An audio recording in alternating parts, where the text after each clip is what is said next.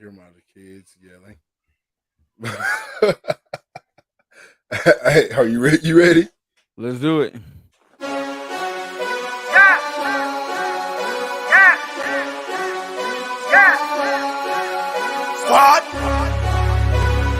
I mean, it's been turning up with her. The girl around us and she loving her. If we don't know you, don't go close to her. If you with your gang, let me hear you say what? Good afternoon, good evening, good night.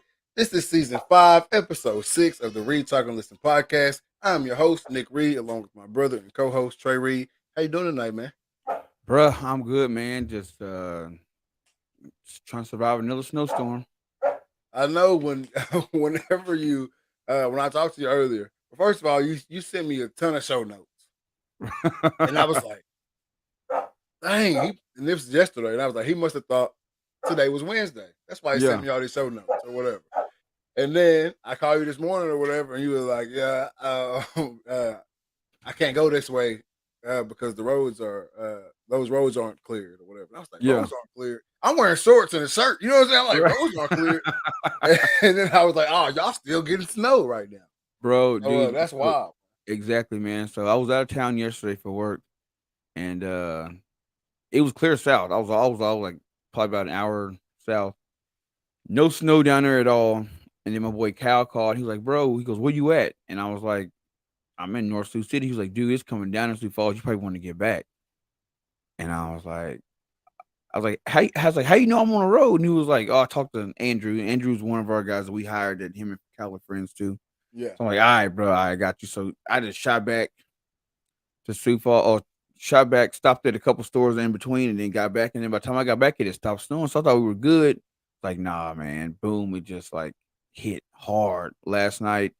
Got up this morning, still hitting hard. It was just a shit show. Man, well, I mean, as much as I do like to play around in the wintry mix from time to time, man, I'm glad it's not snowing here, but we can't get away from the rain. I mean, I take the snow over the rain. The past few months, I guess like the past month, it's really just been coming down, man. It's been pouring. But obviously, always the beginning of baseball season, it's the rainouts. You know what I mean? So Yeah. it's just been pouring, bro. You know how much I hate and dread rainy days. I think they're the worst thing ever. Wherever I know we need it, the grass needs water and the trees. I know all that, right? But rainy days, man, I don't want to get out the bed. I don't want nobody to say nothing to me for at least 2 or 3 hours after I wake up.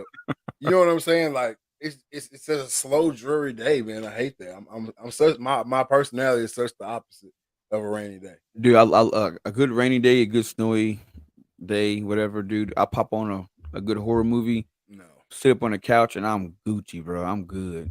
See, I think snow and rain, the reason why I really don't like it is because it doesn't even matter if I have anything planned to do outside. It's just the fact that if I want to go outside. You know what I'm saying? Like rain and snow is like jail for me. I feel like, you know what I'm saying? Like it's not the fact that I got something to do out there, but I might want to go out there.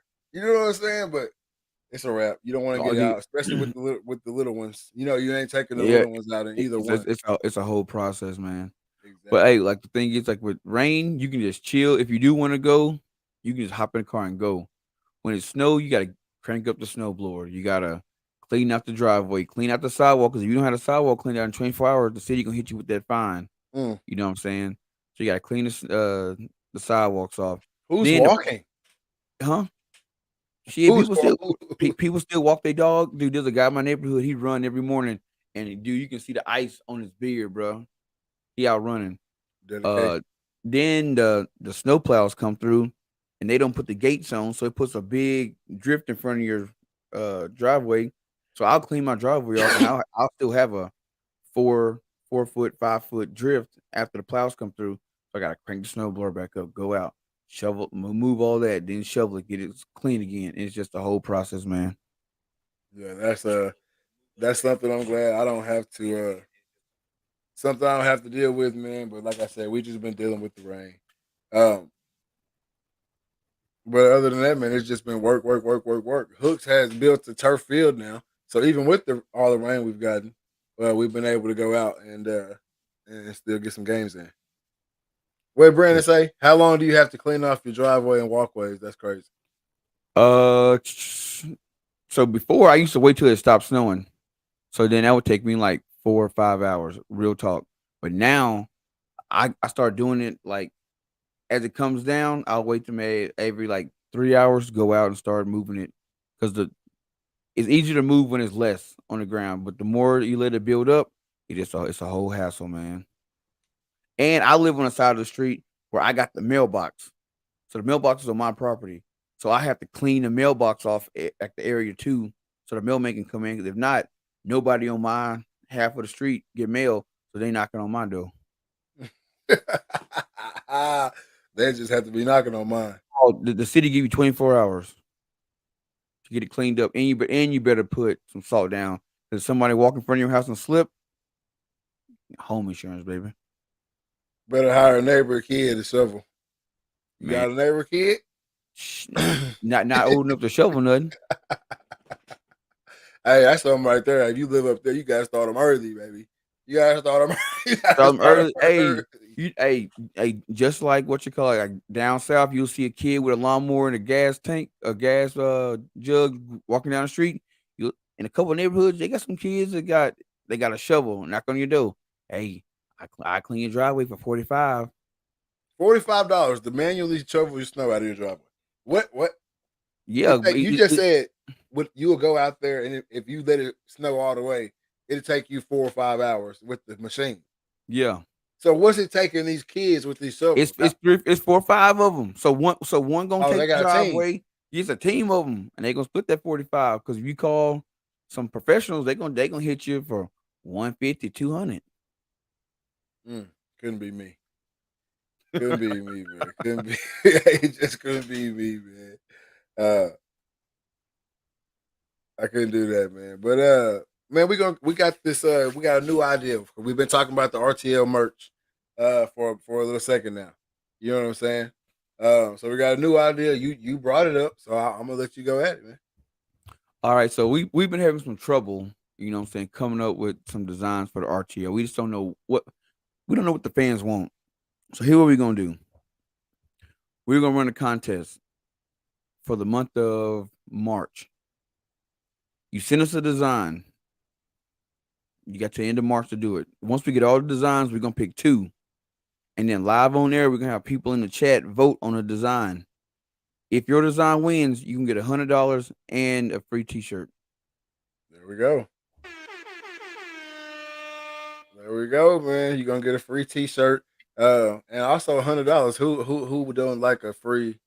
Here you go, $100. All you gotta do is send us in the design. Obviously, it has to be original. Yeah, don't send us nothing that you can copyright it. Yeah, exactly. Like, so obviously, it's got to be something original. We don't want no troubles down the road over you winning $100. You know what I'm saying? So just be original with it. Something we can put out there that'll be nice for everybody. You know what I'm saying? We letting everybody vote. We're gonna be the deciding factor, but we gonna let everybody vote. Yeah, everybody get the vote on the designs, and so I guess we'll narrow it down to a top 3. Yep, and we'll let everybody pick which design they think should be the one. And when they win, you get the $100, and you get obviously the T-shirt design given to you for free. So that's really like $125. Easy. So just get those designs in, man. It's gonna get right. Then you can take your $100 and come over to the Dreaded Archer.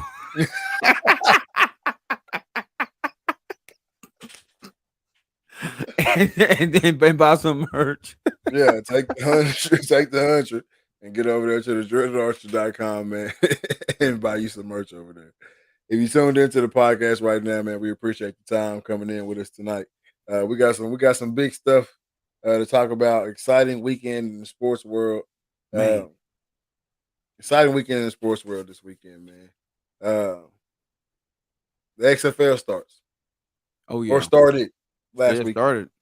And I've already talked about this on one show today, man. I want to talk about it again. First of all, I want to say I loved it. I loved all of it. From the rules, the rule changes, from the way the special teams is handled, Yep. from the sideline interviews, the fan interaction. You know what I'm saying? Like just Dude, I bringing love people from the the couch to the gambling. field. I The love the gambling, fact that yep. you can see the money line moving. Yeah, that's what I'm saying. Like there's so much fan interaction with the XFL. It's like the ultimate sit on the couch all day and watch. Like Yep. you can sit on the couch and watch NFL games back to back to back to back to back. But it gets stale. You Yeah. end up on your phone and Exactly. watching the game. You know what I'm saying? With the XFL, there's so much interview. You know what I'm saying? Off the field stuff, you know what I'm saying, but still tied into the game that it's just so much interaction, man. That's all I can say about it. I'm smiling every time I talk about it because this is the XFL that we wanted when they came back the first time. Exactly. Well, the only thing they missing, man, and I think this would get people like, I mean, dialed in and tuned in. If they ran a live, Instagram, Facebook feed, you know what I'm saying? You can, as you posting, it's coming up. Boom, boom, boom, boom. Now, Ooh. but check it. I mean, and you can do it because it can be filtered. You can filter out It's certain words and can't stuff be like that. typed. Yeah, They word. can't Yeah, even be typed. you can blacklist some words, so you ain't gotta have no issue with something slipping through. But Goodness, girl, I don't want that job. Just had that shit coming. Well, no, you ain't gotta. You don't. I'm talking about the job of making the list. If you let one slip, oh yeah, you let one slip, one word slip through the crack. Boy, that's your crack. Yeah, but dude, I'm telling you right now. Hey, I agree with Fozzie, man. The XFL is set up for success, man. Dude, the extra point. I love the way the extra points work. Yeah. I love the kickoff. You know what I'm saying? It's just it's set up for success, man. And you even look at some of the games. Yeah, the bleachers weren't full, stands weren't full yet because people aren't, people still kind of tight on their money. You know what I'm saying? We still recovering from Christmas and all that. But I promise you, here in the next couple of weeks, we're slowly going to start seeing those bleachers fill up, man, and fans are going to go crazy. And hey, I might have to hit them up on Twitter or something and say, "Hey, yo, y'all need to add a live fan chat." Because what happens is then you get the fans going back at it. You know what I'm saying? It'll be something dope. A live fan chat would be legit. But yeah, I think the stands will eventually fill back up. If we remember pre-COVID, some XFL teams were outselling their NFL counterpart, that was in that same city. Yep. So, I think the market is definitely there for it. The fans have filled those stands before. And I think they will again. I think the XFL, like I said, is legit. Fozzie said all the players are staying in housing in Arlington and flying to their field, saving money for housing, and they get a pretty good bonus for winning.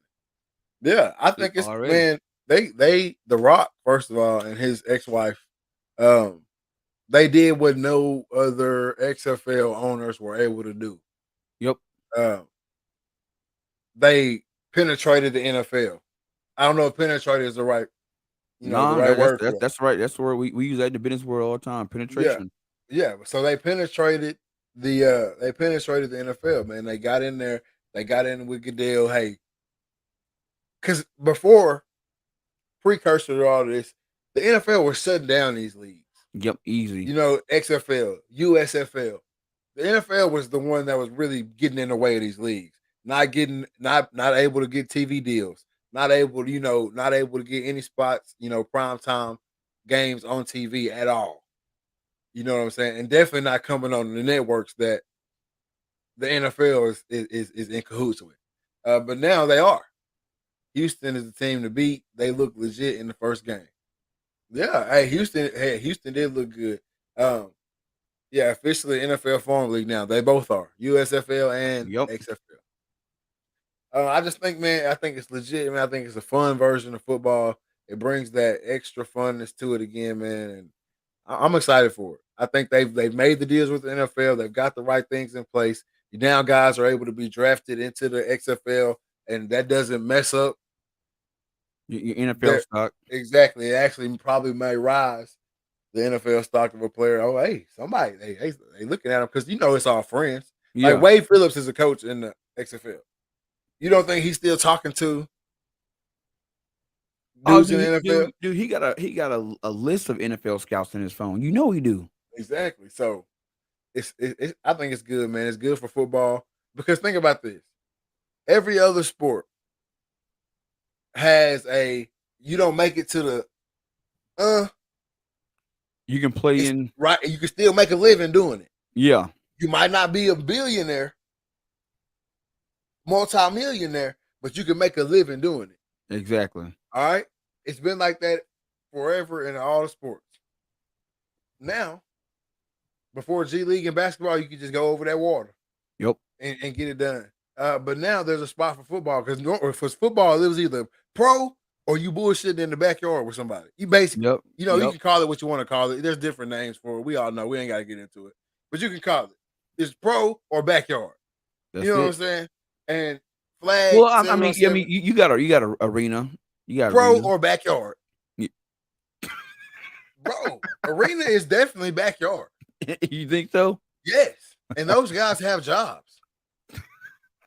Dude, the guys here in Sioux Falls, they don't work at all. They go to the gym and hang out at Panera Bread. Sioux Falls must be paying pretty penny. I think they get like $500 a game. Or okay, so check this out. They get $500 a game. So Sioux Falls is really just recruiting cats that already got it. No. So they get $500 a game. Hard. Hold on, listen. They get $500 a game.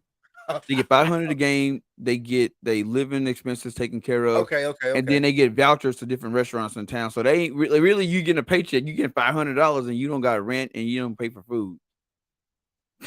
Yeah, you like a low level D boy. You know what I'm saying? You like a low level D boy. Come on now, semi-pro to UFL will get you tryouts with the Cowboys. hey, remind me of a story, man. So back when we had the Texarkana Red Wolves or Texas Red Wolves, man. So yeah, I ain't gonna say the cat name because he might be watching and he might feel a little ashamed. But when I tell the story, he gonna know who he is. So he called me. Me and CJ kicking it one day. He called me, told me, "Hey, coach, they got a tryout at the Dallas Cowboys, and can y'all pay for me to go?" Yeah, and I'm clipping this, and I'm like, man, what you think this is? Well, I mean, I'm trying to get to league, man. I'm trying to take care of my family. And bro, before I know it, CJ took it from my hands and said, "Man, look here, player. Hey, you ain't getting no scholarship off this shit. You ain't going to the league off this shit. You playing for fun. So you take your ass down to Mayo and get your application and take care of your family." And that's what I'm saying.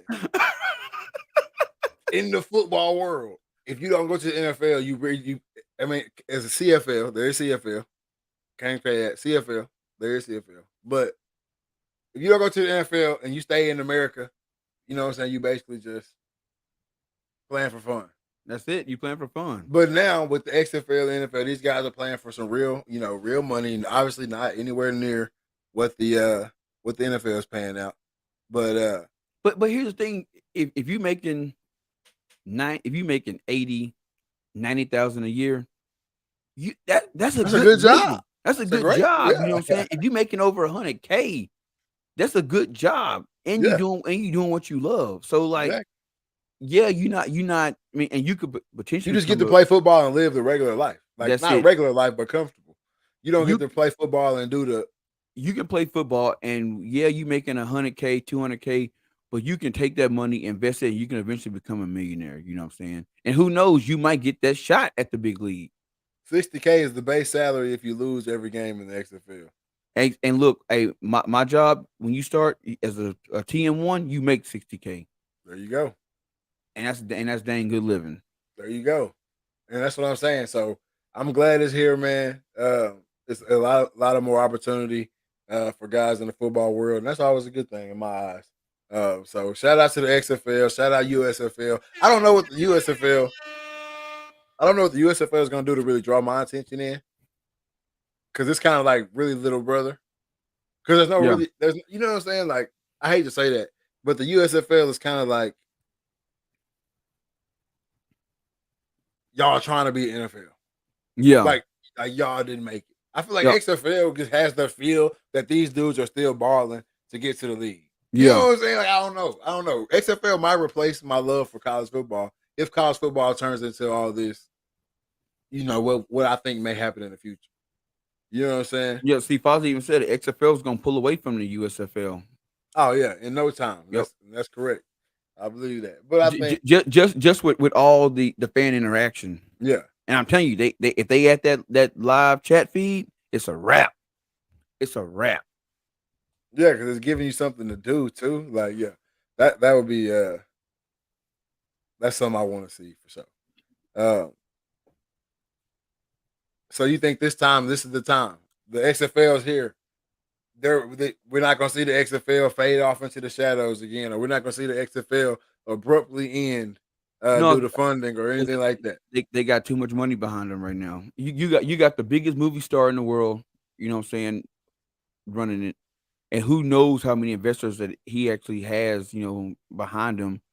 And it's one of those things where I think it's coming in too big to fail.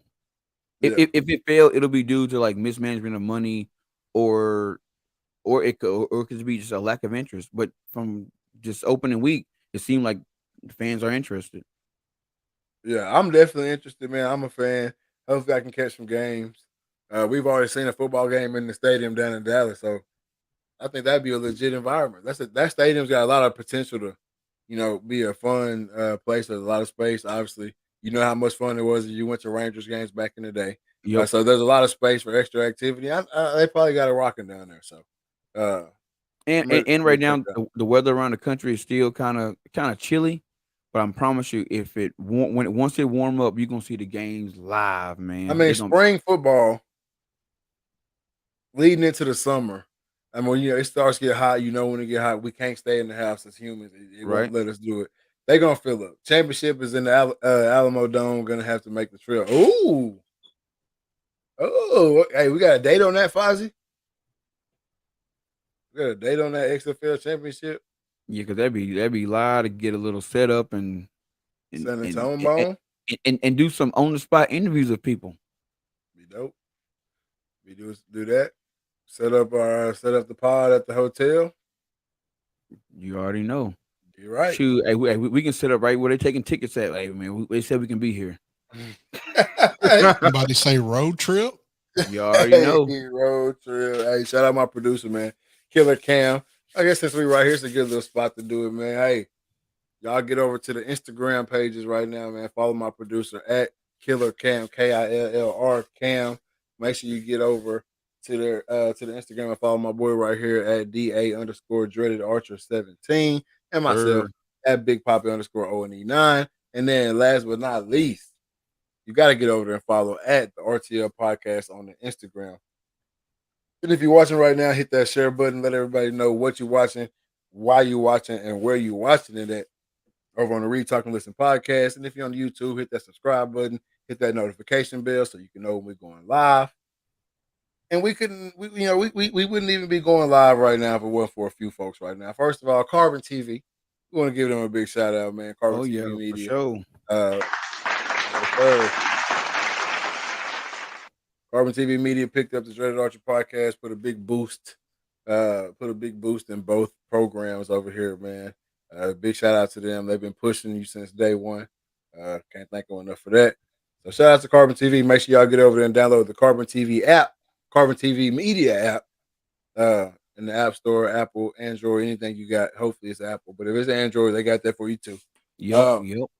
So get on over there and get that. And then also, man, we got to thank the Gut Daddy. If you're trying to make your field dressing process a little faster, easier, and cleaner, safer, you got to get the Gut Daddy, man. We cleaned. I mean, how many pounds of meat you think we cleaned this year? It's like 700 pounds. Six, No, I seven. say, no, I say about five. About 5. Yeah, about 500 Yeah. pounds. I was gonna ride with you, but about 5. Yeah, About 5. So you put about 500 pounds of meat on the ground. Field dressed nicely out in the field. It was cold as a mug, but field dressed nicely out in the field using the Good Daddy. So y'all get over to gooddaddy.com and get y'all a Good Daddy, man. Some people say the knives alone are worth the price for the whole entire Good Daddy kit, man. That's what they say, man. A lot of people say it though. Hey, and I just want to put out there, I seen the pictures of y'all, cleaning all them dudes, and y'all was clean. Wasn't no blood and guts. Y'all was, photo shoot ready. You know what I'm saying? You already know. Compliments of the Good Daddy, man. So y'all gotta get over there to GoodDaddy.com, and that's the only place you can get them. Knives hand sharpened right before they're brought to your door. It doesn't get much better than that. And they even come with a nifty, shifty knife sharpener, man. So you ain't gotta worry about them getting dull. They wasn't gonna get dull anyway. But just in case you want to sharpen your other knives, Good Daddy gonna throw in knife sharpener for you. Already. And you can only get that at GoodDaddy.com. If you get anywhere, if you see it anywhere else, it's fake. It ain't Good Daddy. Good brother or uncle or something. Clean, safe, and sharp. Made right here in the United States. Already. Hey, I almost forgot to say that's a good tag right there. The good cousin. Hey man, I know. I'm about to say Thanksgiving just passed, but no, Valentine's Day.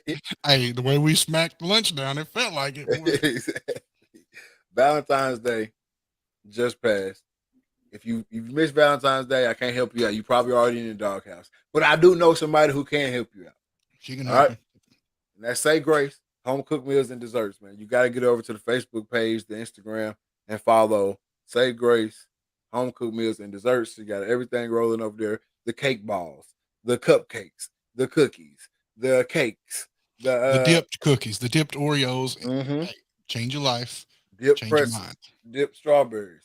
And then she's also got the jars, the what do they call those? Dessert jars. You know, she got the dessert jars or dessert cups for the people that just want to taste.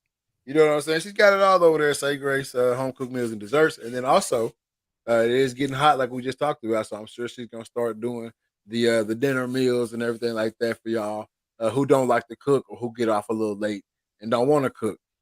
So y'all make sure y'all get over to Say Grace Home Cooked Meals and Desserts and let her know the Read Talk and Listen podcast sent you. You are now tuned in to the RTL podcast. What we got next on the board tonight, man? Are there enough? Oh, we still here. Are there enough fans to support 3 football leagues? That's a good question. I think there is, man. I think football is like, people want to say what they want to say about football. They complain about the concussion this, concussion that. Yeah. It's vulgar, it's blase, whatever.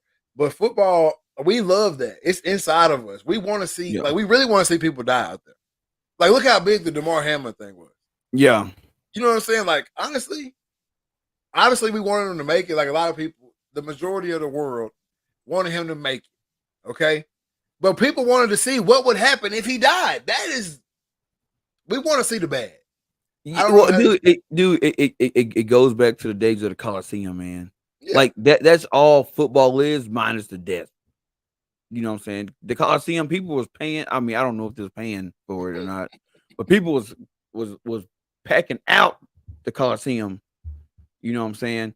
To see some dude get mauled by a lion, to see some dude get his head popped. You know what I'm saying? With a mace, all that. People was there to see it. Yeah. You know what I'm saying? Football just is a little tamer version of what went on in the Coliseum, you know what I'm saying, back in Rome. So I agree with you, man. Like, we want to see it. Now, do I think there's enough fans to support 3 leagues? Only time will tell. Right now, I would say the timing of them is why I said yes. Because I don't think you think people are going to get burned out on football? I don't think so. Because it's too much, especially with the gambling involved. Now there's extra money on the table that really ain't got nothing to do with football. You cannot be a fan at all and gamble. True. You know what I'm saying? But you might watch because you gambling. You know what I'm saying? So, like, you're not really a football fan, but you're a gambler, so you watch it. You're not really a football fan, but let's just say they implement a live feed. You might not be a fan of football, but you always on Twitter, you always on social media, you always on YouTube, and you in the live feed just arguing back and forth. Yep. You know what I'm saying? Like, I think, and it's in the spring. It's kind of like a dead period. Like, we're about to have like the slug of the NBA. Yep. The only thing exciting about the NBA at this time of year is LeBron gonna get into the play-in and try to get into the playoffs? Like Right. that's the most exciting thing going on right now in basketball. If you're not a diehard basketball fan, baseball is spring training. You know what I'm saying? Like it's a dead period, and what's gonna feel that? Well, I mean, you got the Masters coming up, so golf, but a lot of them got It's a dead period. yeah. You know what's gonna feel that? You know, no slack to the golfers, but I can walk into 20 houses on the day of the Masters or the weekend of the Masters, and they're not gonna have that's not gonna be on the TV. If it's only anybody watching, they got it on in the background just to why they doing something around the house. You know what I'm saying? Because nobody really watched the Masters until Sunday when like the last few people coming in. Like, who gonna win this Joker? You know what I'm saying? That's about the only time the most views are tuned in. Exactly, and as a person who has put on a live stream the golf tournament, hey, I can never put that on in my house and let it rock. But hey, I think if the United States, if we started broadcasting the was it the Live League over in Saudi Arabia, I think people start watching golf more because they're actually getting more fan interaction. I don't think they doing like the gambling thing, but it's a whole lot of like scrambles and best balls and shit like that. So they're actually trying to like beef up golf, but golf over here is more traditional. It's the old boys club, so they're not really going to try to change tradition. Yeah, and that's that. I think the Live has a chance to kind of be like an XFL type establishment if they want to, and bring in all the extra stuff because they don't have the good old boy rules that that the Masters kind of has to keep going on because that's what we do. The Live tour will be on CW this year. See, look, already cracking deals. I Go. didn't even know that. There you go. Oh, we talked about this the other day, and this goes straight on with my comments that I just made about we want to watch the crazy stuff, we want to watch the bad, we want to see somebody get their head busted wide open in a football game, and it is with a live stream. I know this is totally off subject, but kind of not. But with a live stream war, like if actual war, was live stream, what would the numbers be like? It would be the most watched thing ever put on any platform out there ever. Yeah, if it was live, I'm not saying like they filmed it, edited it, and then put it out. I'm talking like I'm talking about live. It would break. Live. It would break it. Oh, it'd break the internet. It'd be the most watched thing in America. Easy. It would break it, bro. It would break it. If there was a way for them to live stream a war and put a virus on every phone that watched it, America gone. America gone. My phone gone. Your phone gone. You gonna click on it. Yeah, just to see what's going on.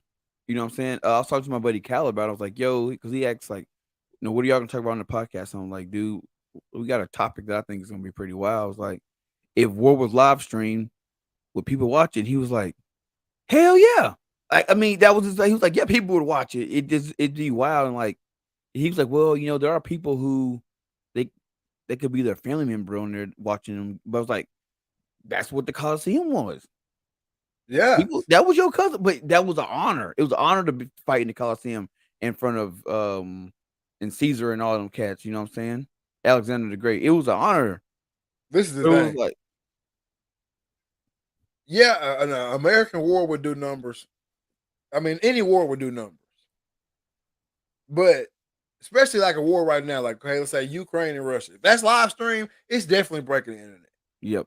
But if they stream America fighting somebody, there ain't enough juice in this. There ain't enough juice over this planet to power all the cell phones and computers and TVs that have that shit on in America, man. No, I mean just look at all the people that was TikToking during the Russian invasion of Ukraine.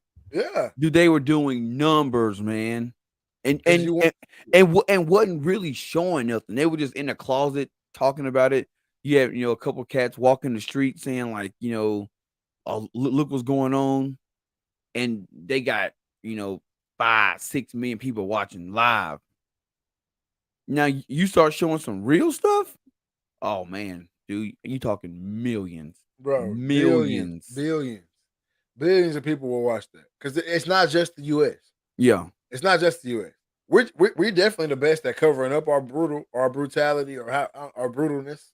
We're the best at covering it up, I think, probably. But everybody got it's human nature, man. If everything is how they say it is, and we come from cavemen, especially if they really want to take it back to the crazy people that think we came from an animal, like a true monkey or something. monkey type being. And we was walking on all fours, living in the trees and shit. And now you think we just evolved all the way to be this upright human, and we don't, and that's all the way out of us. But I can't go get a baby tiger and make him tame. Eventually, he gonna eat my shit. You know what I'm saying? Like, why would that be out of us? However you feel about how we got to be this human right here, why do you think that we are innately good? I don't see the innately goodness in a person. If I go outside right now and put $500 in a bag or whatever and sit it on the street and put property of Nick Reed, please do not touch, that shit ain't gonna be there in the morning. It's gone. Matter of fact, there's no two people might run up on it, and now you got another whole crime because they're gonna fight over the 500. Exactly. If I go out there and say, hey, this is my house, this is my money, my house is literally right here with arrows pointing to it, write the address down. This is my bag. If you find it, please bring it to me. Out of 1,000 people, there may be 5 people that would actually bring it to the door. Bro, it's hard times right now. I don't think too many people are gonna bring it to the door. That's what I'm saying. Like, I just it's not in us to be good. We like laws stop us barely. You know what I'm saying? That's why we have laws. If we were innately good, it wouldn't be no laws. Somebody doing something crazy would be an outlier. Laws and religion keep us honest. Exactly. Keep you right. What you believe in. You believe you're going to go to hell if you steal that purse? Or not? If you don't have no religion, you definitely don't take it. Because you don't care about the police. Nobody, you know what I'm saying? Nobody really care about that law. I can everybody right now, anybody watching this podcast, anybody listening on Spotify later on, right now, there's a crime you think you can get away with. And you didn't thought it out all the way. Right now, anybody about to hit the mic. Right now, anybody watching this or hearing my voice, you have a crime in your head that you can get away with. You think you can anyway. You got one? Me? Yeah. Oh, dude, the only crime that I think, even if it's so small, no, like killing a deer out of season. It's like this. Like, so I'm in and out of gas stations all day, right? Yeah. So like, I say, out of a week, I might run into those armored truck people like 2 or 3 times. You know what I'm saying? And bro, and one day I was at a store and this cat was like, man, he goes, bro, is it messed up that I think that I could rob that dude and not get caught? I was like, nah, because I've been thinking the same thing because they have the most out of shape, bad built people doing that job. I'm like, man, that 45, that 45 ain't out of shape. But bro, they slow to get to it. They don't got no training. Bro, I know a dude that quit a gas station and literally went to work for Rochester, whatever they call the next day. That's why they got him. If you crazy enough to work in a gas station at night, your ass to work for this and protect this money. That's why they got him. He gonna shoot you first. Dude with training gonna, hey, back up, stop. No. Hey, listen. Is that your crime? That's your crime? My crime? No, my crime would be like hacking into like banking, like that's my crime. $2 from somebody. No, you too much. You caught. $2. No, you caught. You caught. I'm caught. You gotta take, bro. You gotta get the biggest. You gotta hit the biggest bank. It's gonna have to be like, Wells hey, y'all Fargo don't come for me. Y'all do not come for me. This is hypothetical as hell. This is all jokes. If this happens, I did not do it. I'll tell you that right now. You gotta get somebody like a Wells Fargo, a Chase, a huge bank that's got millions of accounts. And you take 5 cents. That's all you take, a nickel from each account. That's it. That's the scheme. You take a nickel from each account. I don't even know what it would take to get into a banking system and do all that, but you take a nickel from each account. Because the people that's if they see a flag off a nickel, the bank, you know what I'm saying? They not hitting the bank back anyway. You see what I'm saying? If the bank hit them up like, hey, we got some fraudulent in your account, they're gonna be like, somebody give me some money. You know what I'm saying? So if they got less than a nickel in their account, they ain't gonna flag it. You ain't worried about that flag. But see, $2 that might get you because $2 is like somebody who might really be watching their account and they just low right now. You know what I'm saying? Well, I mean, you guys set a barrier to it. You got to be like, all right, I'm gonna take $2 out of every account that's got more than $500 in it. You ain't got 5 cents out of every account. That's gonna get you there. I done the math. I'm not gonna put it out there because then they really gonna try to, you know what I'm saying? But 5 cents, that's all you need. And if it worked, you really on, because then you could just go to the next one. You know, you could hit the next one. And the next one. 5 cents. 5 cents. See, because I started off at $1. That's where I started. I've been thinking about this for years. Everybody got a crime that they, you know what I'm saying? Everybody got a crime. That's what it's also a timing of the year. I would say around the holidays is when you want to do like $1 because if I know I'm constantly buying Christmas gifts, I'm not gonna miss $1. It ain't about the missing. It ain't about the missing of it. It's the flagging of the account. It's about the flagging of the account. I don't care if you miss it. I'm robbing you. You know what I'm saying? Do you go out there on the street? No. What I mean by missing it is even like now, if I go to my bank app and I'm going through and I see $1 transaction, I'm not going to bat an eye to it. I'm just gonna keep going past it. I don't think so. I think that $1 come out, you can be like, man, for $1? 5 cents. That's like somebody you done signed up for something. They just making sure your account real. Even if they do get that far. But I just think it's the flagging of it. If you don't get flagged by the bank, no one's saying anything. Yeah. But you get 16, 17, 18, 25, 100, 300 people call in and say, hey, man, damn, man. Y'all not going to charge me that 35 for the $2. You know what I'm saying? For the negative. So why? Hey, what's up with this $2? And now they looking. See what I'm saying? I got my crime. Anybody in the comments got a crime that they might commit or they think they can get away with? I know I can get away with that crime if I ever was smart enough to hack into a banking system. How did I even get to that? I don't know. Get to the crime thing. I don't even know how I got to that. Oh, we're talking about we innately evil. Like if we know we can get away with something, we're gonna get away with it. We're gonna get away with it. Yeah. If we know we can get away with something, we're gonna get away with it. That's just inside of us, man. We can't do nothing about that.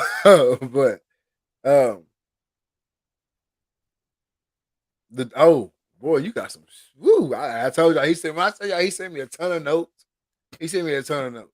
And literally everything we done talked about in the past week, you just sent me in this. Just don't watch my story trend. First of all, where did it come from? This is the same thing, the innately evil shit. Same thing. Don't watch my story trend.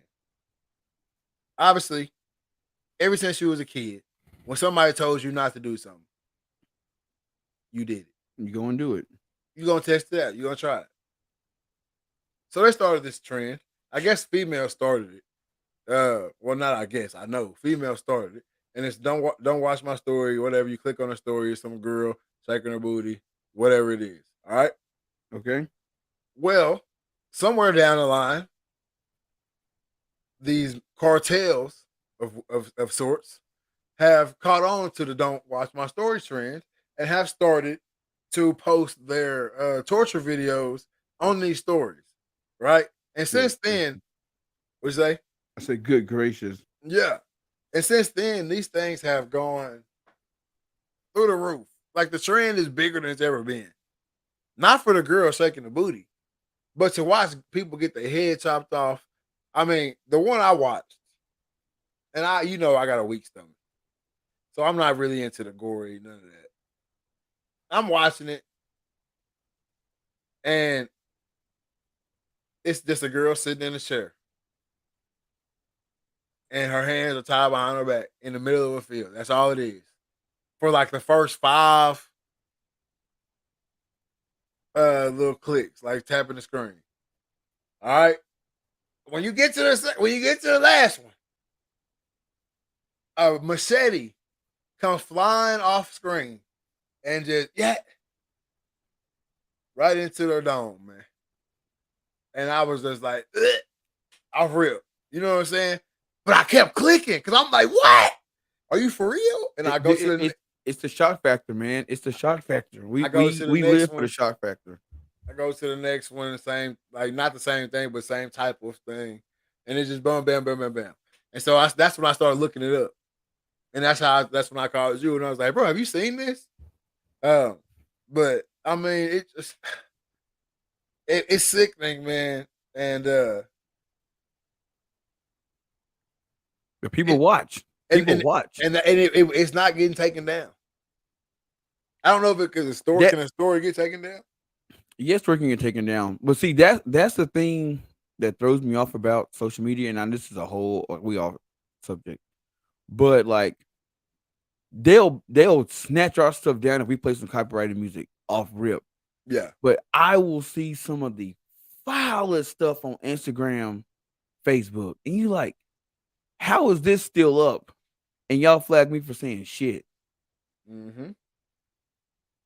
It just I think if you post something that's vulgar, but it's doing numbers, they're gonna leave it up because they getting the ad money from it. Yeah. They'll leave it up. And that's just pick and choose. Yeah, they pick and choose what they pick and choose they want to take down. But the fact they're not taking it down, that's another tick on the side of we are who we are. We are innately that. We like to see that. We want to watch it. We want to make sure people watch it. If the views are there, why take it down? You know what I mean? But I'll tell you somewhere where the views are not. And they're going to trickle on down the road to our next subject. NBA All-Star Weekend. Oh, man. That is somewhere where the views are not, the views are less, the views are down. And you know who's taking the blame for this? Who? If you had one guess. LeBron James. How?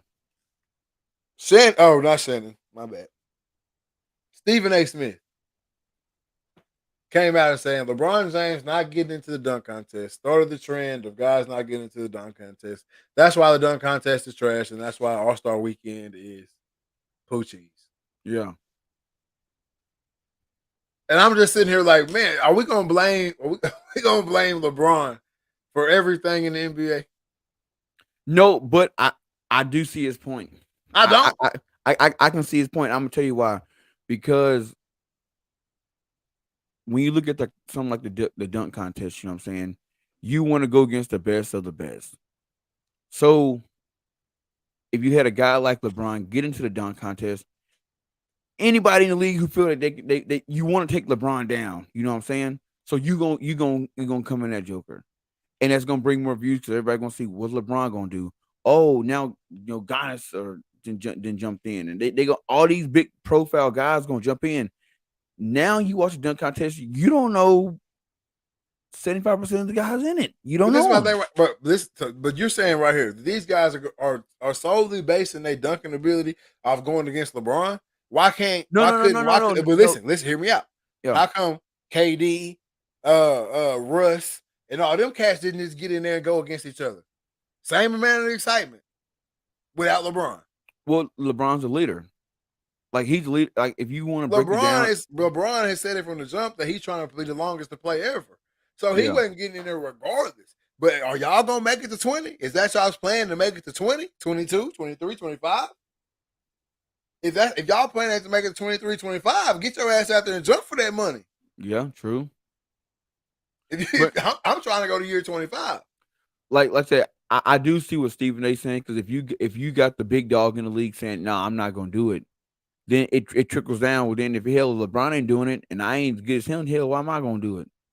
And it just keeps going. It trickles down to you get to the pick. Well, hell, he ain't that much. When he said he wasn't gonna play, everybody else said we gonna play.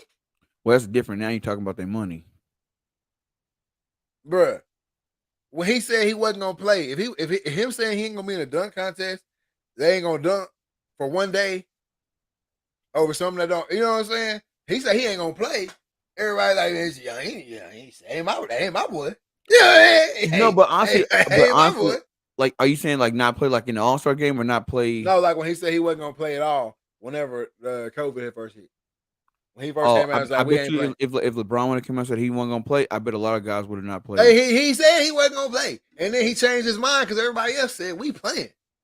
No, I'm saying if he would actually went and done it, instead of coming out and just saying it, if he'd have just done it, a whole lot of guys would have like. It wasn't no just doing it. They said, "Hey, it's time to come back to practice," and he said, "I ain't playing. We ain't," or he said, "We ain't playing." And they said, "Who?" Who ain't playing? Who ain't playing? So that's what I'm saying. Like I hear Stephen A. on the fact that the big dog in the league ain't doing it. Why should I do it? Or the big dog in the league ain't doing it. I don't have to do it or whatever. But at the same time, if you wanted to dunk, you gonna go dunk, bro. Yeah. If you want to be in a dunk contest, you gonna go be in it. It ain't got nothing to do with Joe Blow in it or if LeBron James in it. If you want your name on that little title or that to be a part of your career, dunk contest champion, bro, you gonna go get in that dunk contest. Exactly. LeBron basically saying, I'm playing for 20 whatever years. Not he didn't say put a number on it, but I want to play for the longest that anybody's ever played. In his eyes, back then too, I want to have more championships than anybody that's ever had it. Dunk contest is so far down on if you look at all LeBron James' accomplishments, dunk contest doesn't make his resume any better. And it ain't no money. It's $100K. Like ain't no money. So for them, it ain't no money for them. $100K to LeBron is like $1. Like everybody ain't in LeBron James' shoes. That's why you see Dennis Smith Jr. jumping his ass off. That's why you see Aaron Gordon in his first few years in the league jumping his ass off. Zach LaVine jumping his ass off. As they get that bag, it ain't that they can't jump. We see Gordon still doing crazy dunks in the game. We see Zach LaVine still doing crazy dunks in the game. I'm just not getting in that dunk contest because, like you said, $100K ain't nothing to me no more. Yeah, exactly. I can see both sides of it. I don't really see both sides. I respect it, but I don't see it. No cap. No cap. I just think that's so trash. I just think LeBron's the scapegoat for a lot of sports analysts. Well, they need something to talk about right now. Super team era. Oh yeah, LeBron started it. He wouldn't. LeBron played against the best team ever assembled. Well, they wouldn't even have the best team if LeBron didn't start it. If LeBron didn't go to Miami, KD doesn't go play against them in the finals, and then wait until 3 or 4 or 5 more years later, and then go join the Warriors. That's LeBron's fault. Yeah. LeBron's decision in 2010 or whatever it was affected Kevin Durant's decision in 2018 or 2016, whenever that shit went down. But I'm just like, come on, man. We gotta blame LeBron for everything. But I'm a scapegoat. I'm a LeBron fan to the very core. To the wheels fall off. Yeah, but nonetheless, All-Star Weekend was another disappointment. Kind of poo cheese. Bro, it happens every All-Star Weekend. What you seeing the U-Hauls and stuff again? The U-Hauls, man. Hey, look, if you from Atlanta, Georgia, you don't know nothing about Salt Lake City, Utah. You know nothing about Utah. You know what time of year it is? You know what kind of weather is in Utah right now? Cold. You can't be sleeping in the back of no U-Haul, man. Cold.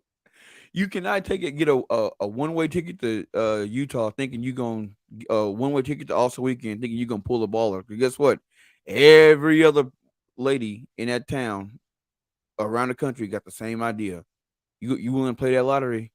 Listen, I'm gonna put this out here like this. If you ever get the idea in your mind to travel somewhere in a U-Haul with the intentions to use the U-Haul as your means of living while you're there, do not go. Period. I don't care where you're going, whether it's snow on the ground, cold, hot, best weather you've ever encountered in your life. That is a terrible, terrible business decision.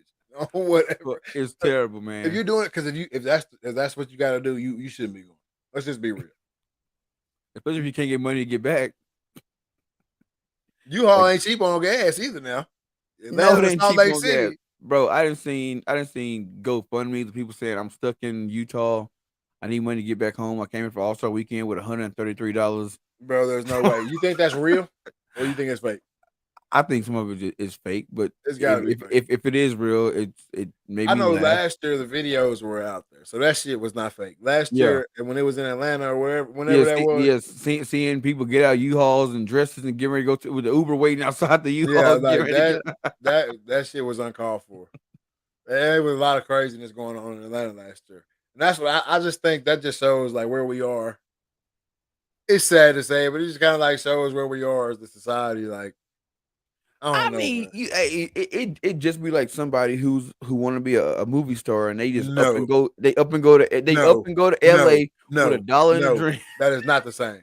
That is not How? the Please same, tell me how it's not the same, bro. Please Okay, let me know how it's not the same. someone who has a craft, who has worked on their craft, and is going to LA to pursue a dream, and working is a lot different than hoping to go be a piece and get lucky, turkey baster, whatever you're trying to do. That is not the same.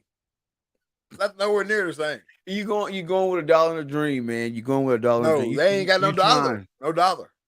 No dollar or dream. No dollar in a dream. Bro. They going with a bag and a hope. You just might look good. You just broke, and you trying to come up. You don't have a craft. But the thing is, if you live in Atlanta and you can't come up, you ain't coming up in Utah. You ain't coming up in Utah. No. Hell no. Hell no. That's what I'm saying. Like I don't even want to go too deep into it. Nah. It's really ridiculous. I hate to see it, honestly. Think to be a parent and get that phone call. Oh, I tell you who better not ever make that phone call. I'll tell you that. You're gonna be I don't know how you getting back. I don't know how you getting back, man. Oh man. But you are now tuned in to the RTL podcast. I'm gonna go ahead and move on down the road from the All-Star weekend too, because it honestly was just trash. It was garbage, man. Shout out Mac McClung, shout out Dame Lillard, shout out Team Giannis, I guess, for winning it. Rising Stars Challenge was kind of the best spot of the weekend, I guess. Just to see some guys, the celebrity game was even trash. I didn't know half them celebrities out there. That's just because we're getting old. Like YouTubers and shit out there, like you know what I'm saying, like bro. I'm in. Not the guys you watch. Not the guys you. I watch everybody. None of the dudes you watch would ever be playing in the celebrity basketball game. No. Exactly. Maybe That's not. what I'm saying. That's what I'm saying.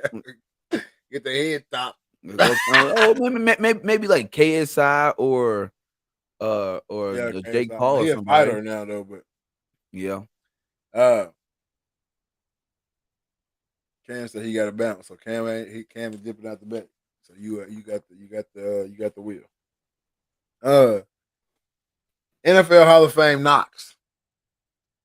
That's what we're gonna get to here. All right.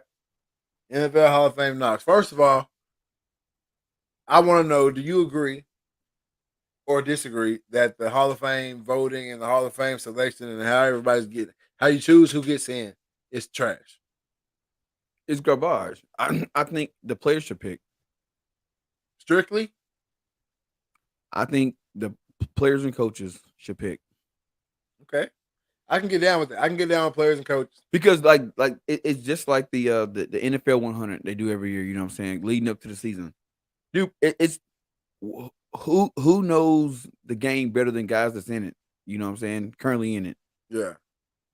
So you can, for when it comes to Hall of Fame, you can have guys that are retired and guys that are currently in it. You know what I'm saying? Vote. Now you might not if you don't know a guy, you don't got to vote for him. You don't have to. Yeah. But you say, hey, you got to get this you got to get this percent of votes, or you got to hit this number of votes to get in. And boom, put it out there. And like I think they should, I don't know, do a list of what, maybe 50? No, that's too much. A list of 20 and narrow it down to like 5. Exactly. And that's what I was getting to next. That's what I was. That's what I was going to talk about next. They letting way too many people in. Way too many, man. Way too many. The Hall of Fame needs to be I mean, obviously it's too far gone now. But the Hall of Fame needs to be a very select few. Like obviously as the years go on, obviously more people and more people and more people and more people will be in it. But I mean, we can get together a group of 100, 200 guys right now still walking around that are in the Hall of Fame. Exactly. And I think that's kind of that's kind of crazy. I don't even know how many people get inducted into the Hall of Fame each year. How many people? It's not like 10. That's too many. If it's 10 now, it need to be 3. 3. I said cut it in half, go to 5. It need to be 3. I mean, how many people retire on average every year? Ooh, look it up. Because what is this? Boy, that's crazy. There's too many people that are like, he in there? And I only say that, no disrespect to the people that that are kind of on the cuff or cusp. Wow, it says 15 to 20 that actually announce their retirement every year. 15 to 20. Okay, so 15 to 20 people retire each year. 3 to 5 should get in the Hall. Yep. Each year. 3 to 5. That's an average? Or that's an average. All right. So 3 to 5 people should get into the Hall of Fame each year. Because how many guys should still be up for it? Because that's another conversation we had. How long are you out of it? It's automatic what? 7? 5. 5 years. Automatic 5 years you gotta wait to get into it. I think that's kind of poo too. But I see why they do it in case guys try to come back. But 5 years you gotta wait. Okay, after your 5 years you wait, first ballot, now especially I'm saying only 5 to 3 get in. Okay, you don't get in on the first ballot.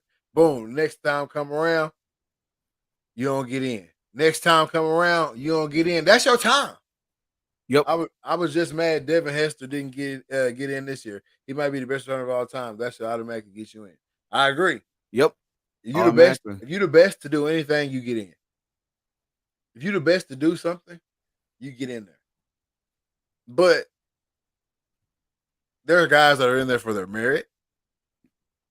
There are guys that are in there for their leadership, community work. Yeah, like I can't get down with it. But I also do agree with Dion. He said, there should be a hall and then there should be a room. Yep. We got the Hall of Fame. These guys are great in the NFL, and then we got this room. Just one room for a bunch of for an elite group of guys, or do each guy get their own room? I think they should have a room for the elite guys. Like you got a room for the Dion. You got a room for obviously Go Brady. You got Peyton Manning got to be in there. You got your LT. You know what I'm saying? Like guys that revolutionize the game. Like you can't talk football without mentioning these guys, and they should have their own room. Exactly, and that's what I'm saying. Like the way they get in is obviously tragic. I don't think there's any change in that. They've been voting this way for a while. They're gonna keep voting this way. But it's the number of people that are getting in, they've got to lessen it so that the criteria is more strict. Yeah. And once the criteria is more strict, then the real guys are getting in. And like I said, if you don't get in on those first 3 or 4 times, you're done. You're done. Yeah, because big shout out to anybody that's made the Hall of Fame. That's something that I dreamed of. Being up there in the gold jacket, giving that speech. Big shout out. But if you played in 1952, you should not be getting inducted in 2023. No, like way too many guys have come past you. Way too many guys have played that are better than you. You shouldn't get in. If you couldn't get in 1952, was it? How many years is that? Man, See, Cam dipped out on us. We need the mathematician in the back. That's 71 years. Your ass is not getting in. You're not getting in at all. You ain't getting in. You shouldn't get in. No. And I think that's where the big we miss out on guys in closer generations because we still trying to satisfy whoever from Yep. From way back 1952, when. 1980, Because what don't baseball got a limit. You if you don't make it within this many tries, you don't get in. you're not in. Which I hate that for Barry. Barry Bonds didn't get in on his last try or his last whatever you want to call it. Yeah. He didn't get in, and then I think that's kind of trash. I think the Baseball Hall of Fame missed out on that. But I mean it's that's the rule. Yeah.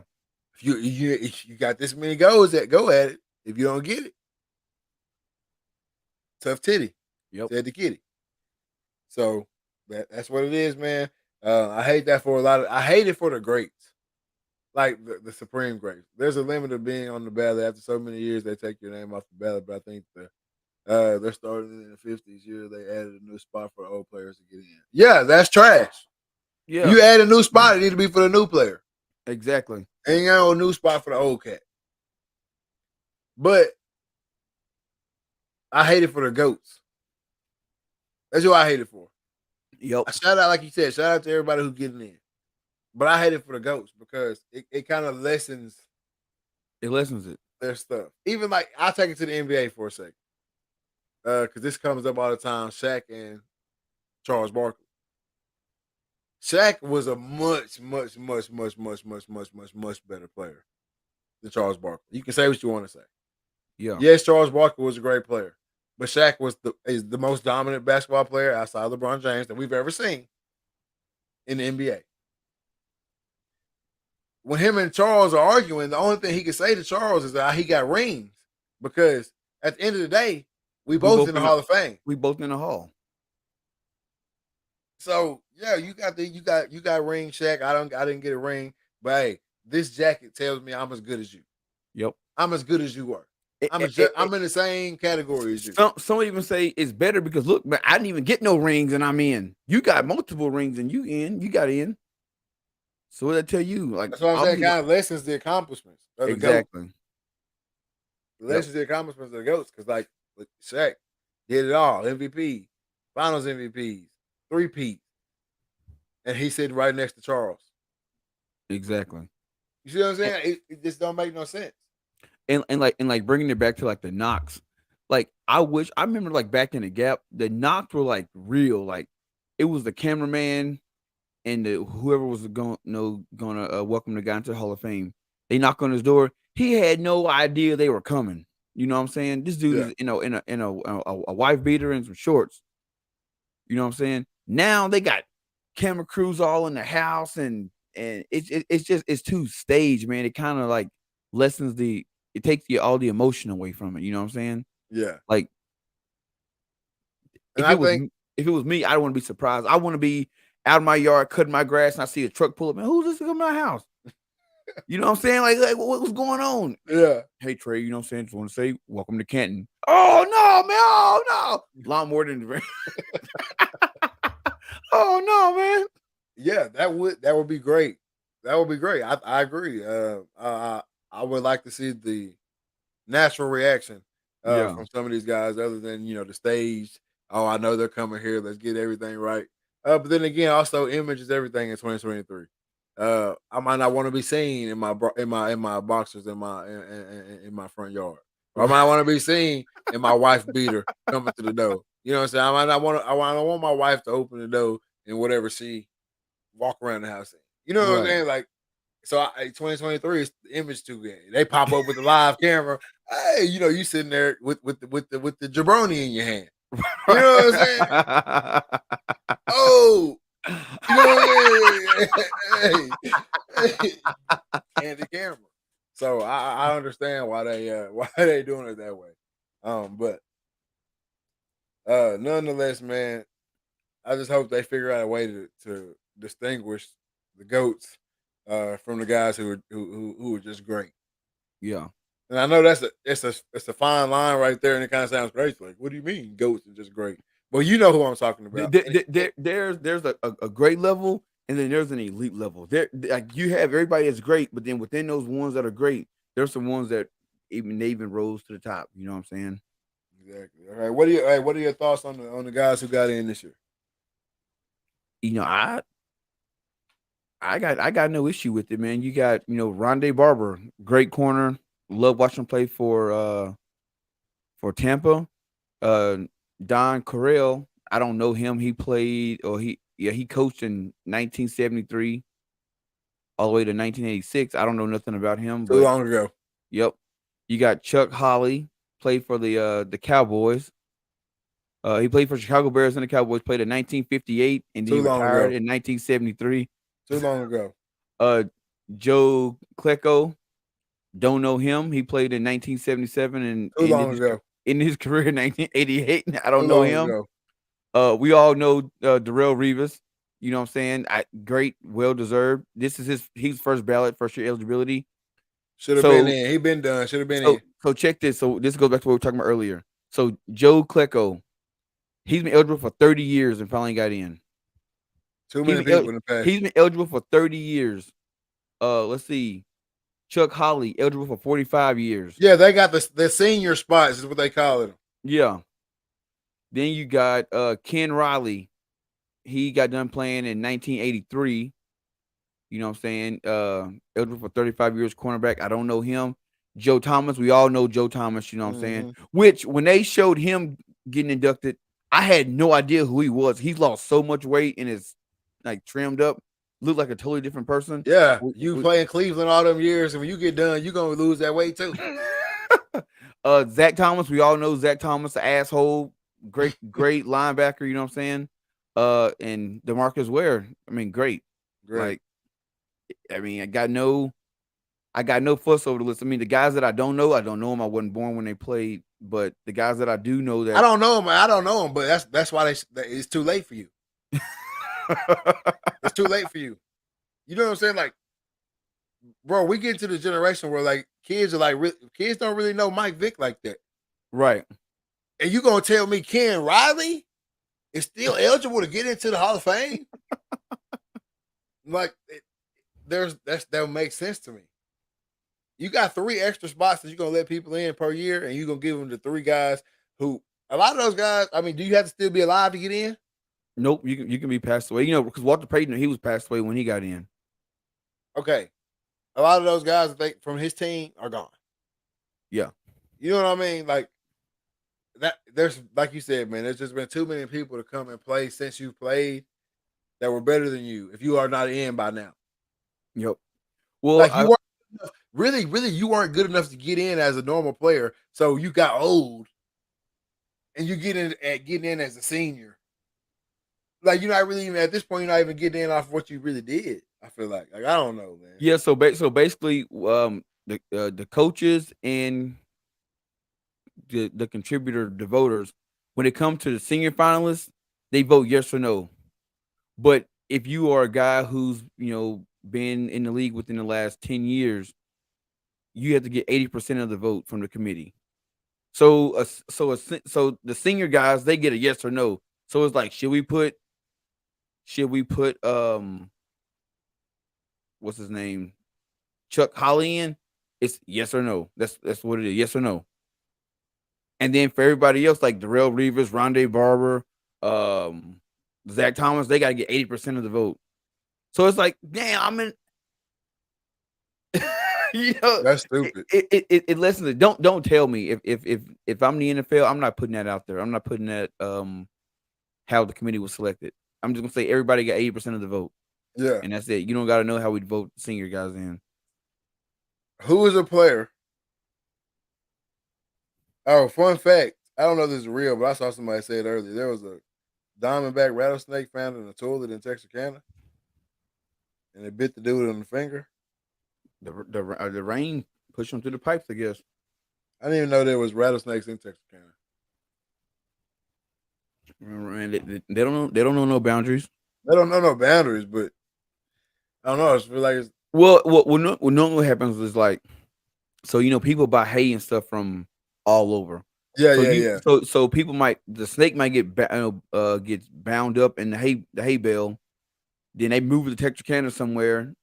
The hay bale get broke up. The snake just slithers out, and now he in a new environment, and then he might get bound up with while he was with another female, with a female or something, and she pregnant, and they get moved touch again. Now you got a whole litter of Diamondback somewhere. I don't know. Yeah, something like that. Hopefully, it don't get like wild. All of a sudden, Diamondback rattlesnakes popping up everywhere. Yeah. But I just saw that, and I thought I had to put that out there, man. But who's the guy that is not in the Hall of Fame, NFL, and that you think should be in? Ooh. Oh, I'm gonna say Hines Ward. He not in. He not in yet. I say Hines Ward should be in. He not in. Nope. That's wild, bro. Well, He's not in. I fact check you. He's not in. Oh, he's not in. Not in. I can't believe he's not in, man. I'm surprised Patrick Willis is not even in yet. He hadn't been out long enough, has he? Yeah, he was out in 2014. Damn, is that really 2014? Yep. Steve Smith Sr. ain't even in. It's gonna take him a while to get in, just because I think he rubbed a lot of people the wrong way, and still is in his media days. Who's somebody I want to see get in that's not in? Somebody I want to see get in that's not in. Really, I mean Mike Vick. Yep, Mike Vick. Mike Vick get in. You think they'll let him in? Nope. Even with all the allegations. Nope. Yep. I don't think. Yeah, I don't think he'll ever be able to get in. Yeah, he'll never be voting in the Canton. If you ignore, I'm reading this straight out the horse's mouth. Hold up, where does it go? If you ignore his criminal activities and just focus on his football stats, he falls well short of Hall of Fame caliber. That's what they say. What? Holds the current career record for QB rushing yards and ranks 5th in QB rushing TDs. Those are the highlights for him. As far as passing goes, Mike Vick was only mediocre. His total passing yardage doesn't even rank in the top 50 all time. And had only half as many passing TDs as Dave Craig and Vinny Testaverde. If in-game excitement was a measurable statistic, Vick would score high in that area, but he just didn't do it for a long enough period.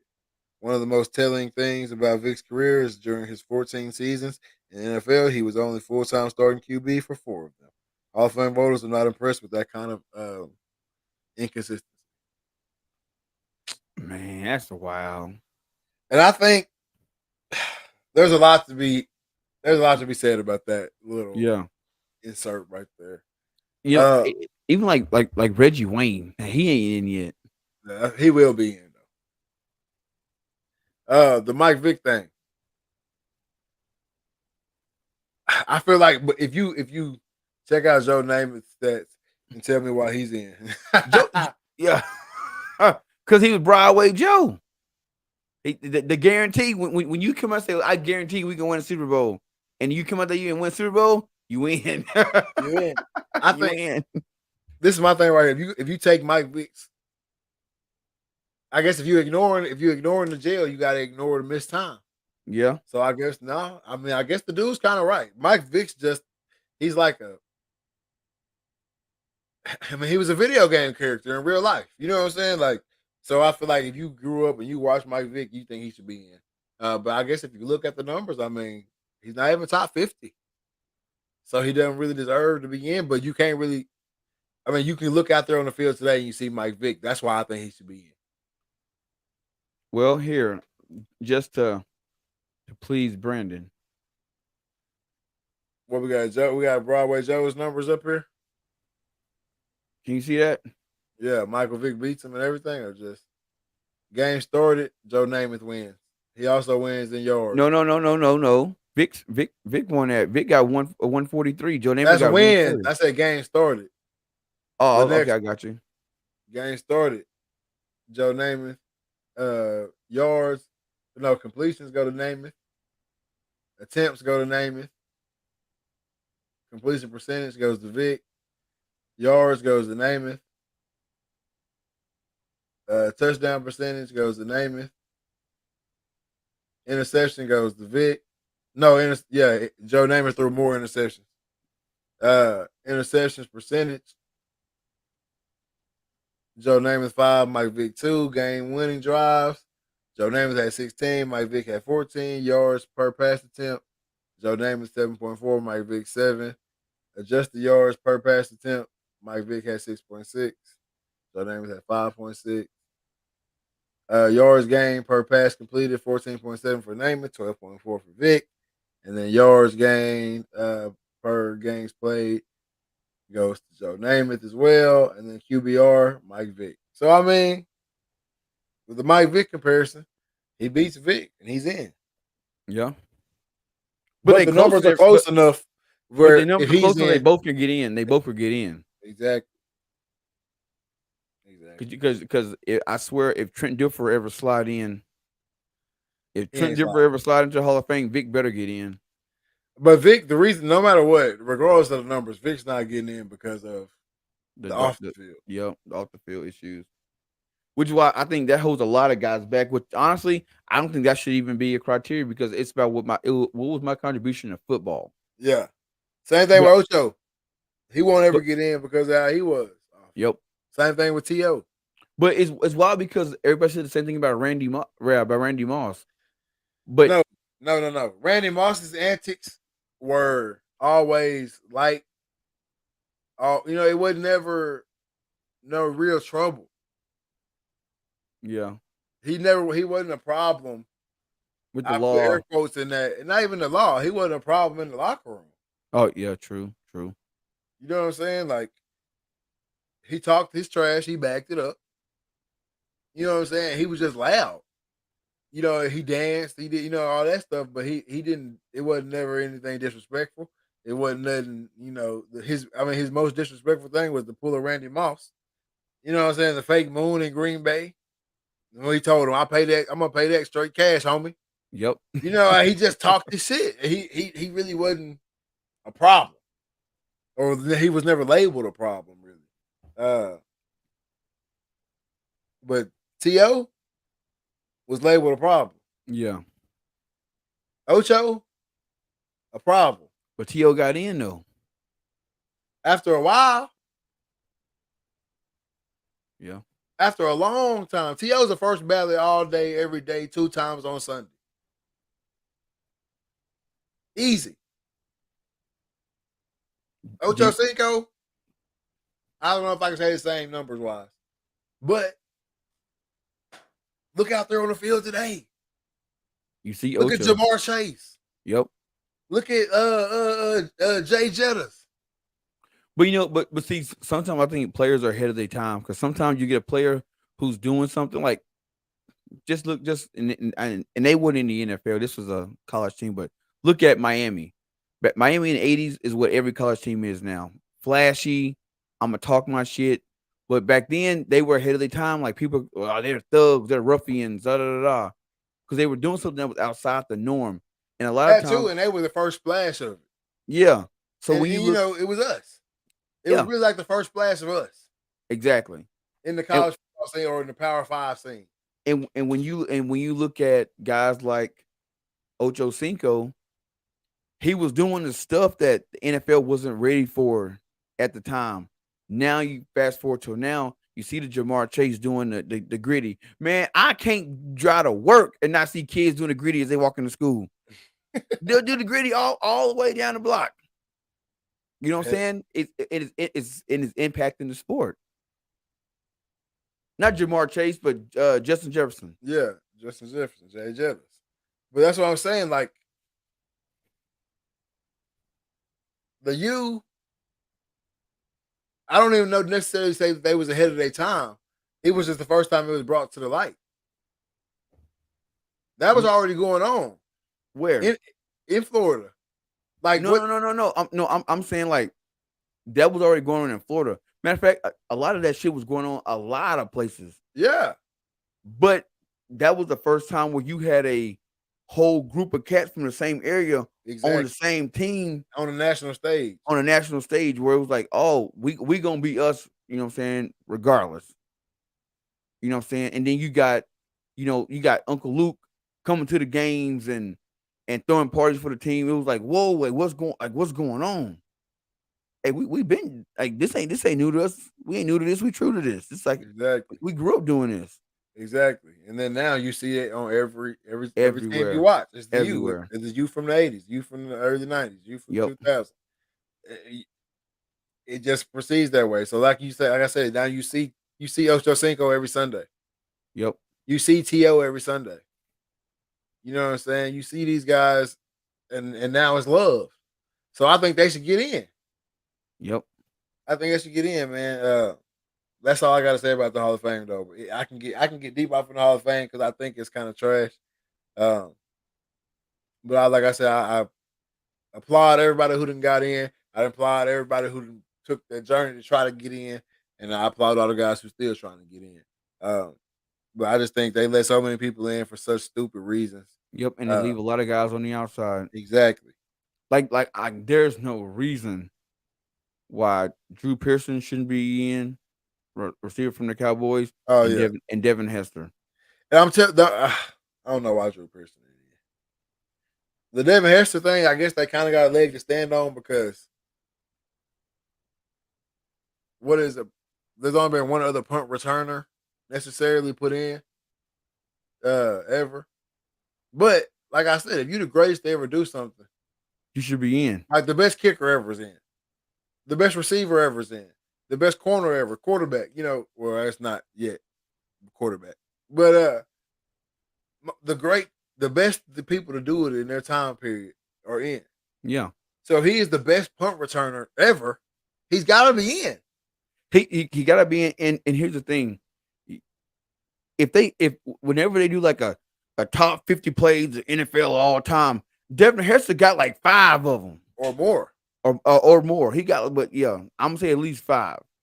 You gotta put him in. You gotta be in because I can tell you this. I bet Jimmy Graham gonna slip in one day. But I think it's warranted if he does. Talking about the tight end? Yeah. I think it's warranted. How? I haven't looked. I don't have the numbers right in front of me. I'm not even gonna look them up because I don't think it's worth it. I'm not a Saints guy. But if from what I remember, is anything half of what I'm thinking, he probably has the numbers to get in. And he was just a tight end for them for so long, and I don't know. I just feel like he probably got the numbers to get in. I feel like there's a lot of guys that got the numbers to get in. Because he played is not that tough. He played in 184 games.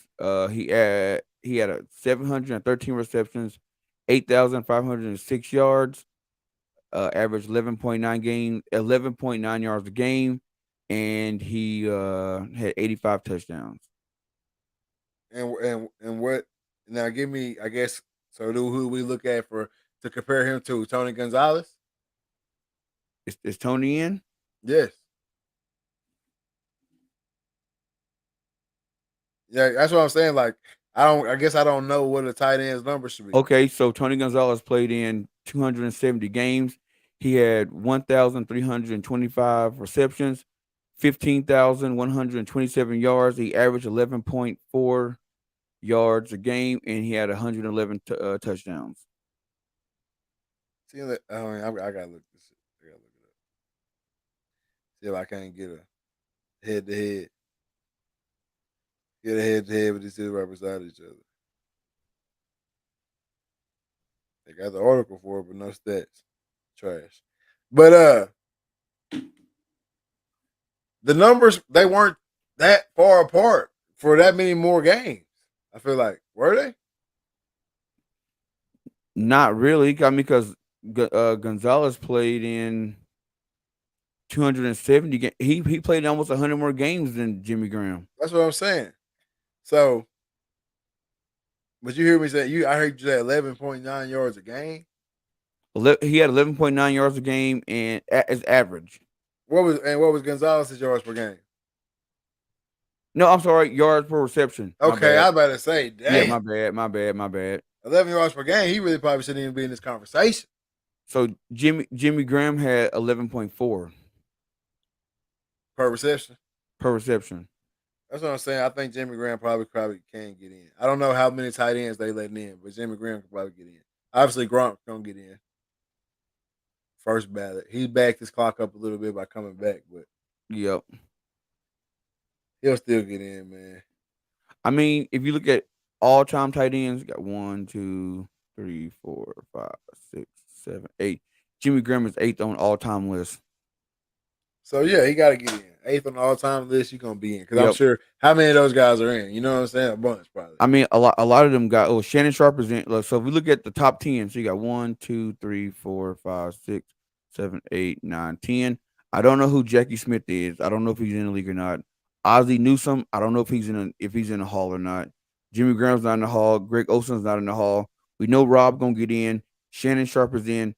Travis Kelce. Greg Olsen is getting in. He getting in. Okay, Travis Kelce. Then you got Antonio Gates. I think he's already in. I think. Then Jason Witten, he'll get in. Antonio Gonzalez is already in. You got Travis Kelce is 4th all-time tight ends in the NFL right now. Yeah. Holy shit. Travis Kelce is arguably the best player in the NFL right now. If you really want to, you know what I'm saying? What he means to his team and all that. Yo, check this. Travis Kelce's played 144 games. He already has 10,344 yards.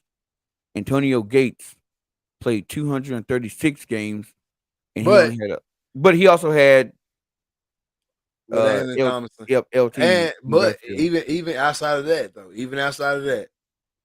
Antonio Gates had his hand in the dirt all the time. Yeah. You know what I'm saying? Like blocking a lot, coming out of there, blocking before his routes and stuff like that. Travis Kelce lines up like a receiver a lot of the time. Yeah. You know what I'm saying? That's just the way the league is. No knock to Kelce. I think he's great. But that's just the way the league is. I mean, he lines up as a receiver a lot. But he has a hand in the dirt too. But I'm just saying, it's just a different league now, for sure. And they've never had outside of the. I don't even think he was there at the time, so I ain't gonna say it. But they don't think they've ever had a prominent back out there. Who? Kansas City during this run. Oh no, yeah. I mean, they had no. I'm not doing. I was gonna say what's his name? Jamal Charles. I know that's what I was about to say. That's why I said I'm not even gonna say that because I don't think he was there while they was there. But during this run, they ain't had no prominent back. So I mean, tight ends like a go-to for them. And you see how what they did in the Super Bowl. I mean, Travis Kelce is great. Yeah. But man, I guess it's a lot lonely tonight, man. No guests, no Cam. It's a little I lonely. know. It's a little lonely tonight. It's the weather, man. The weather, man. I guess I'm going straight into the mental health checks, man. Mental health checks. Gotta check on you, man. I need to know 1 through 10. How you doing personally? I need to know how you doing physically. You got back on the horse on the 75 hard or what? And then I need to know business wise what you got going. All right, so personally, man, I mean, shit's good, works good. This week been kind of shitty with all the snow and stuff, so been at home a lot, so really nothing going on. So I say personally, I say about a 7, just because the weather's shitty. Physically, man, dude, I got a strained rhomboid in my back, and it's AKA you getting old. Hell no, I ain't getting old, man.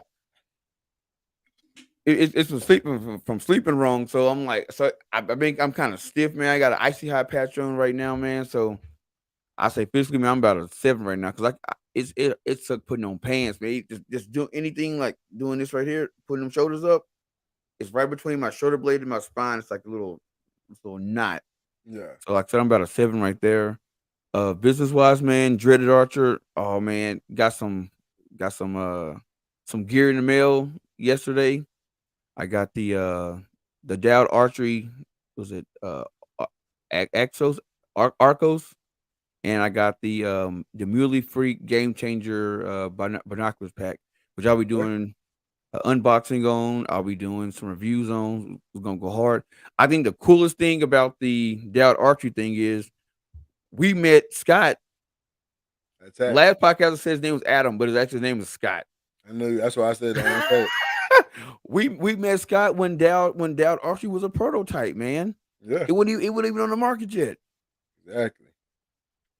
Now And look at so, it. and now look at it. Everybody's shooting it. You know what I'm saying? And uh, so I'm gonna do a review on that. And then yesterday they like I got the Arxus, and then they just dropped the I think it's called the Gremlin or the Grambler. I can't remember what the new site is called, but they just dropped that yesterday with the Pickaninny site and a Pickaninny mount. So I mean, it's pretty dope. So hopefully I'll be getting one of those pretty soon and testing that. Um, and so Dread Archer sent A1. Man, the show's been kind of skimp here lately because everybody is out at expos and getting ready for turkey season and so I'm like, dang, I ain't Yeah. really getting to go interviews to talk to. So this week was kind of dry, and I had a guy lined up for tomorrow, but his work schedule changed, so he dipped on me. So try to squeeze in a show either tomorrow or Friday. But Dread Archer sitting at about a 9.5, man. Everything is always good, you know what I'm saying? And um is that it? That's it. Yeah, that's it. That's it. Let's see, myself, man. Personally, everything, everything is everything. I'm gonna give myself about an 8 right there. Everybody's good. We're just kind of getting to that it's that time of the year where it's like New Year's is over, uh, Christmas is over, New Year's is over, and it's like that. Just that lull. Seasons are changing, Yep. and things like that. So it's kind of hard to try to stay out of the day to day, getting lost in that day to day shuffle, man. But other than that, man, I'll say about a 9. Um, Physically, I'm feeling good. Definitely delaying the start of what I call killing myself. Uh, when I go hard for a little, when I go hard, you know how it is when I go hard. Yeah. Um, Been delaying the start of that for a second, but I gotta get to it, man. It's just time. I know I keep saying that, but it really is just time to get to that. But physically, man, I feel good, man. Everything is working out right now, kind of in my favor. So I'm feeling good, man. Give myself about a 9 right there too, and then business wise, RTL podcast, man. Even though it feels a little lonely in here tonight, just without having the whole gang and a guest. Yeah. Uh, but I'm loving it, man. We rolling through season 5. We picking up hot guests. We really got a hot guest on the way. That's Oh I think gonna yeah. be a real cool episode. Shout out to all the guests who done came on so far. Matter of fact, FBG Tez, his manager, hit me up in the DMs, and he wants to come back on. He's about to head out to South by Southwest. Oh Uh, yeah, we gotta have him back on again, yeah, man. he Hey, about to head Dale, out. because I've listened to that show several times, and dude, that was a good ass show, man. Yeah, exactly. So we're gonna have him come back through. I gotta get back to him in the DMs. We're gonna have him come back through and talk a little bit about his music. We're gonna see how the album numbers was looking. I know he got some new stuff. He had a video drop a couple days ago, man. So and then also we got the shirt contest out there on the board now too. So anybody who wants to put the shirt uh with the shirt design in the contest, chance to win $100 and a free shirt as well. So make sure y'all get on that. But business wise, man, I'm gonna say 10 right now, man. I'm feeling good. Oh yeah, for sure, man. Dude, I got a new Apple Pencil, man. Been working on some new designs. I'm really just just working like tomorrow. Get up, do a little bit of work, and then I'm just gonna be just hit the iPad to get some designs out, and I, I'm gonna do a drop right. I'm gonna do a drop right. I don't want to half ass nothing. I know everybody's like, man, you always say you gonna do this. I'm like, I know, but if I'm gonna do it, I want to do it right. I want to do it big because I don't want to half ass a really badass design and it flop because I half ass the launch. Yeah, So definitely gonna get that straight, bro. I gotta get home. We gotta get some content out. And just dude, it's time, man. I'm like I'm really like I'm like this close, man, to most just definitely, to just breaking through and giving up corporate America and just saying I'm doing this full time. man. It's definitely something we always want to do. Um, All right. Oh yeah. Also, we got another Read Talk and Listening exclusive. We hadn't had one since the Smoothie interview. We got another Read Talk and Listening exclusive in the works right now. Me and Cam working on that. It's gonna be some March 26th. If you know anything about sneakers, you know what March 26th is. It's National Air Max Day, and our producer being none other than Mr. Killer Cam, the Air Max guru. I couldn't let that slide by without doing something special for him because he For do so sure. much. You know what I'm saying? Oh So yeah, for sure. exactly. So we got something dropping March 26th. Another Retalk Listen exclusive. This is probably gonna be my uh favorite thing that I filmed so far. I'm ready to put it out there, man. It's gonna be legit. It's gonna be Oh, dude. Hey, and bro, I'm going to the saddle, man. I'm going to the tree saddle. Oh yeah? Look, if you don't know what it is, look it up, bro. But I'm getting rid of the tree stand, bro, and I'm just gonna be just suspended from the tree, bro. Just hanging in there. Just hanging in there. Hey, you got 360 view around the tree. You can lean, have you want, bro. I'm switching. I feel it, man. Hey, if you rocking on rolling, that's all I gotta say. Hey, I just don't know if I can do it. We gonna see, man. We gonna see. They say 350 in the saddle. I know you ain't 350, but I'm too damn close. Hey, but I'll be trying to push them limits. That's what I'm saying. That's what I'm saying. I really need that. I want that hoe to say about 5 or band. You know what I'm saying? Make sure I'm real good. But oh, and hey, working on a special project with Rex, man. We got some well, I'm not gonna say we, he, Rex, the madman, the mad scientist is always coming up with something. So he got something in the works. And he called me the other day, he was telling me about it, and I'm throwing my 2 cents in. So we started working on it, and I think he got something, man. This is gonna be the next big thing in the hunting industry, man. And if anybody gonna do it, it's gonna be Rex Hayes. I'm telling you right now. Hey, shout out my guy Rex Hayes, man. I need to give him a phone call or two. But shout out my guy Rex Hayes. I know whatever y'all working on is gonna be legit. Can't wait till y'all fill me in on it. We just I keep saying it, man. But we just kind of having our way right now. That's it. We just gotta keep pushing. We got some sneaker shows, it's sneaker season, sneaker event season. So we will be having a few videos here and there drop. Just kind of preamping up to March 26th. We just gonna keep rocking, man. We're gonna keep rolling. That's it. But before we get out of here, you got any last words for the people? Hey, man, the time is now, man. The time is now. I've said it once. I said 1,000 times. If you got something that you want to do, go out and do it, man. Invest in yourself. Like just the other day, man, I had a really, really, really, really cool bundle fall in my lap, man. Bunch of camera equipment, and I let it slip through my fingers, man. And I should have acted on it. But whoever got it, whoever bought that bundle, you got something, bro. Let me let you know you got something, and you got a damn good deal on it. So right. if you listen to this podcast and you start something new, bro, run with it, bro. Run with it. Run with it and don't look back, man. And myself, stay vigilant. I always watch what's going on around you. There was actually a woman the other day here in town. Had a man come up to her in the store. I don't know. It just said he approached her. Didn't say what he said or whatever. She denied. Walked around the store for a little while. Went outside and he pulled up on her and exposed himself to her. That's a minuscule event, but I'm just saying that just lets you know he saw her in the store, was outside waiting, for her to come outside. So luckily nothing, happened.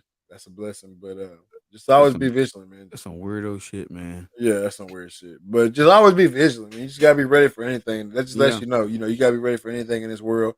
It's a crazy world right now, man.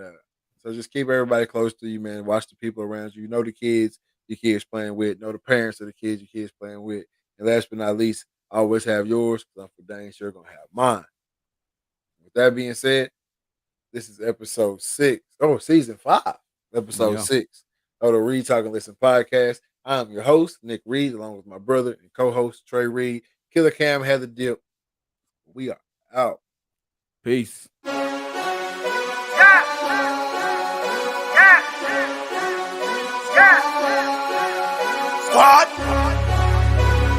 I mean, it's been turning on with